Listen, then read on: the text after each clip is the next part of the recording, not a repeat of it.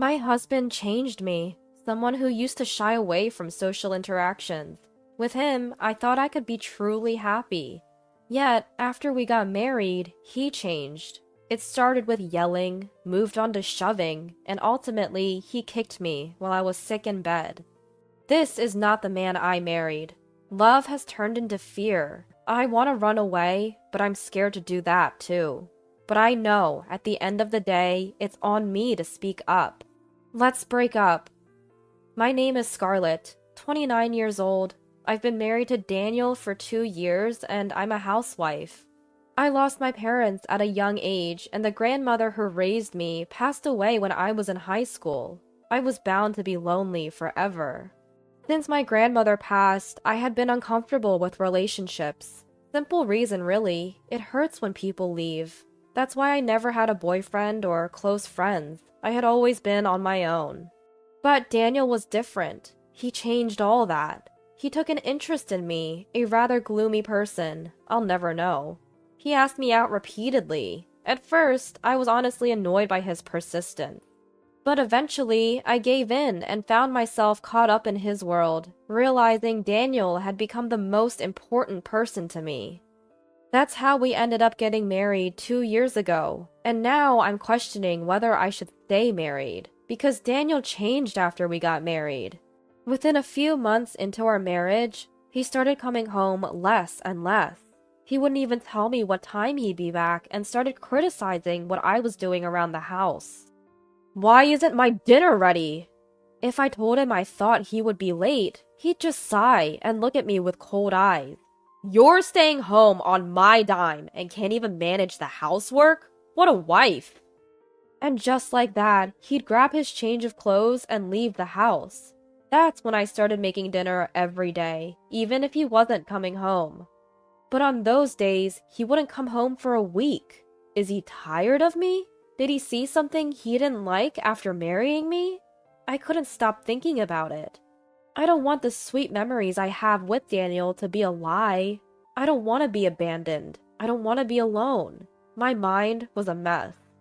After living like this for 6 months, I decided something needs to change. I don't want to be a burden on Daniel, and honestly, we're hardly a married couple in this state. When Daniel finally came home, I asked if he was considering a divorce. To my surprise, he looked shocked. That's not it, Scarlett. I've been busy with work. I'm sorry for being cold lately. Please don't talk like that. In a moment of panic, Daniel hugged me, the first time in months. Suddenly, I felt guilty for not considering how busy he was with work. But if he doesn't communicate, I can't understand his struggles. I asked him to keep me in the loop moving forward, to talk to me when something's up. Of course, I promise. Seeing Daniel's smile made me feel relief for the first time in a while. For a moment, our troubles seemed like a lie, and life returned to normal. Even though there are still days Daniel doesn't come home, he keeps me updated. Just that alone started to make me happy again. However, 1 year after we got married, it was the day of our wedding anniversary. Daniel stood me up and never showed at the restaurant we had reserved. I was heartbroken, especially since it was our wedding anniversary, and I had never thought he'd cancel. Of course, it was because of work. I tried to be understanding since it was work-related, but it still hurt.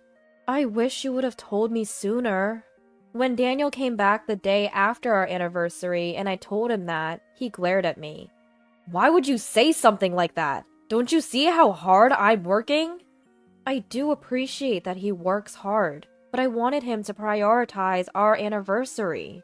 When I expressed this, Daniel knocked the food off the table, shattering the dish.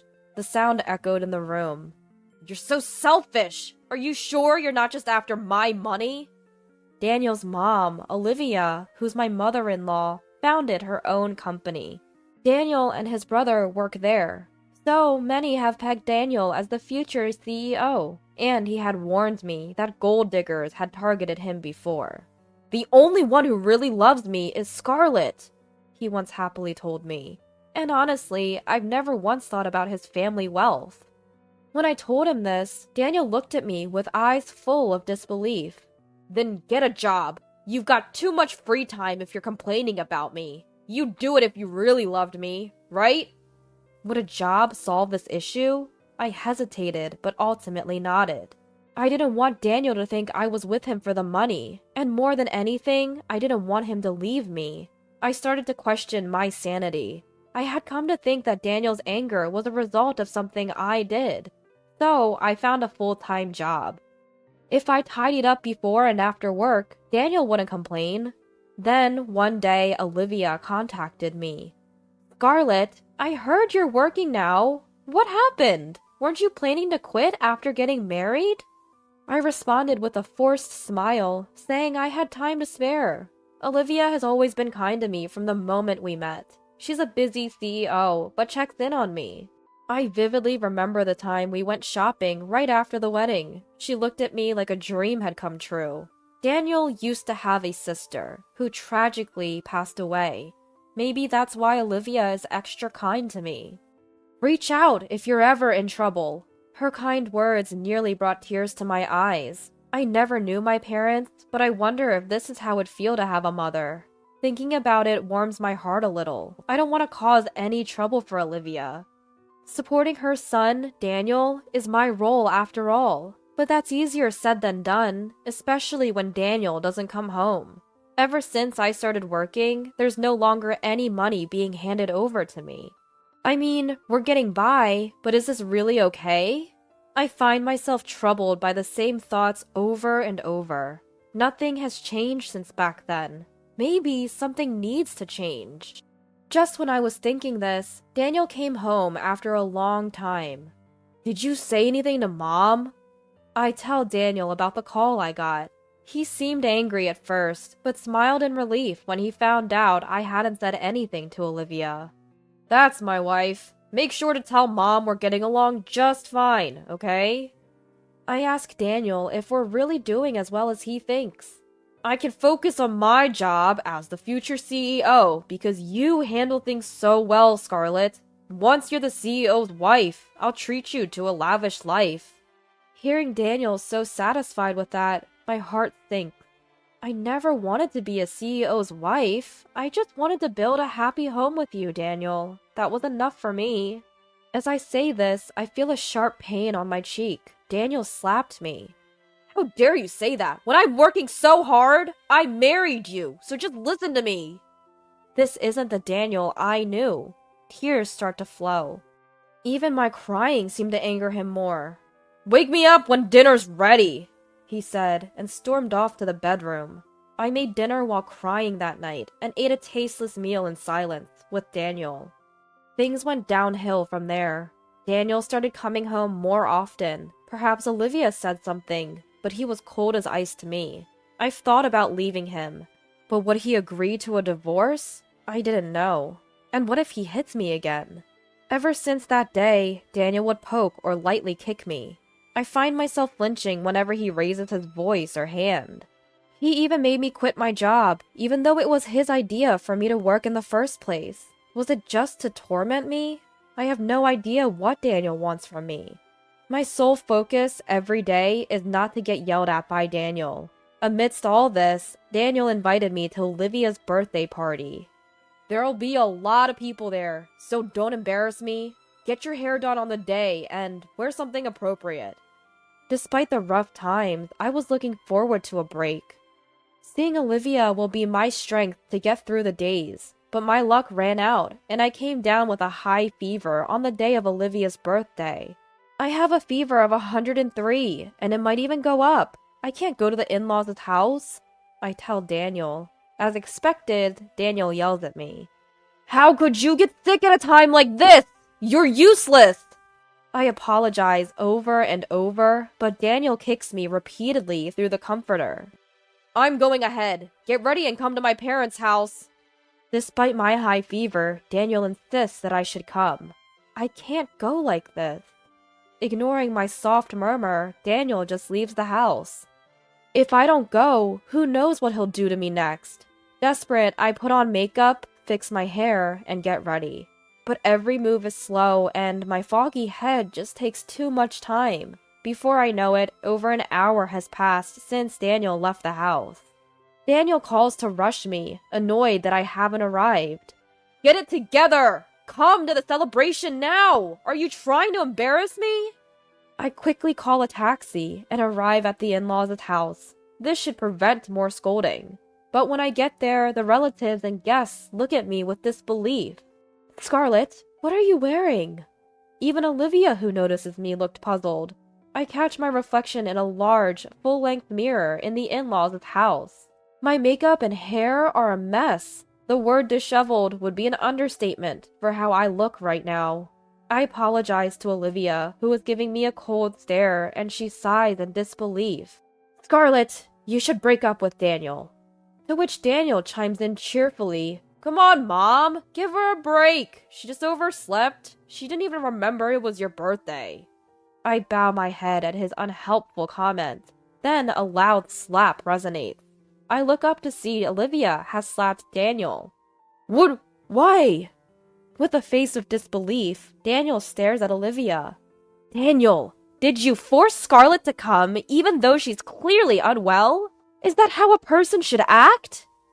Daniel tries to argue back, but gets slapped on the other cheek before he can speak. I have evidence that you're having an affair. Shall we talk about it?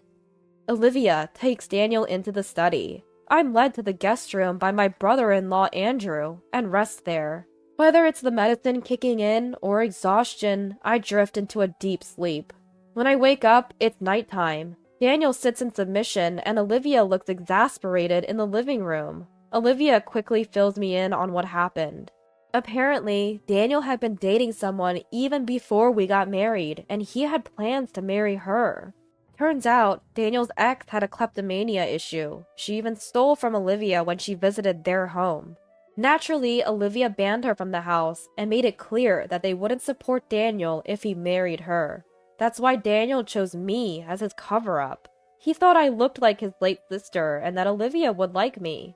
If Olivia approved of me, he figured he would also be in her good graces. Olivia didn't say more, but I think Daniel also saw my docile nature as easy to manipulate. Daniel planned to break up with you after he became the CEO. I've only met Scarlett a few times a year, but she seemed less lively each time. That's why I investigated my son and Scarlett. I'm really sorry about Daniel. With that, everything made sense. Daniel never loved me from the start. Surprisingly, I felt more relieved than sad, because I'd already been thinking I should leave. Love had turned into fear after all the shouting and physical abuse. Olivia, I'm leaving him. Olivia nodded. Daniel, you better pay the alimony properly in court. Sign these divorce papers and this pledge, she demanded. Quit my job? And $50,000 in alimony? Are you kidding? Daniel was in disbelief. As I was trying to wrap my head around the fact that I might lose my job, Daniel turned to me for help. I really loved you, Scarlett. I was just meeting my ex because she's relentless. I didn't know what she'd do if I didn't. Trust me. He pleaded through tears, but his tears weren't for me. I still have the bruise you gave me this morning. I could easily get a medical report and file charges. Sign the papers if you don't want to be sued, I warned him. Olivia, unaware of the physical abuse, burst into tears and started hitting Daniel. You're a terrible person! Don't ever come back home. We're done, she yelled. Afterward, brother-in-law Andrew stepped in. Daniel signed the papers, crying. If he regretted it so much, he shouldn't have done it in the first place, I thought. Maybe I also had a part in this for putting up with it for so long. Watching Daniel cry, I vowed never to neglect my feelings again. After the divorce, I focused on moving and job hunting. It was a hectic time. But Andrew helped with finding a new place, and Olivia even referred me to a job. I was being pampered, really. I managed to find a job in the same field as before, and recently got the offer. Of course, I was hired on merit after a proper interview, not because of connections. But ever since, Olivia has been a bit overprotective of me, which worries me a little. Starting a new job while adjusting to a new lifestyle is bound to be challenging for a while. Still, right now, I feel more satisfied and secure than anxious. About a year after my divorce, I happened to run into my ex-husband Daniel loitering near my workplace. I just wanted to talk. He looked awful. His clothes were dirty, and he lacked the energy he once had. Long story short, he'd been dumped by his girlfriend and wanted to get back together with me. I couldn't help but laugh. I then showed Daniel my hand. On my right ring finger was a new ring I just received. I've been dating your brother recently. Not sure about marriage yet, but I do know he's a much better person than you. Plus, he's next in line to be CEO. Daniel had always arrogantly assumed that he, as the eldest son, would take over the family business, but Olivia never considered the irresponsible Daniel as a successor. Being married to you was a struggle, but there's one thing I'm grateful for. Thank you for introducing me to your family. I'm cherished here now. With a smile, I conveyed this to him. Daniel collapsed on the spot. He fell to his knees, sobbing. That was the moment I felt truly glad to have left him. While I still can't contemplate marriage due to my history with Daniel, I've decided to once again trust those who supported me during my toughest times. From now on, I'll live being true to my feelings.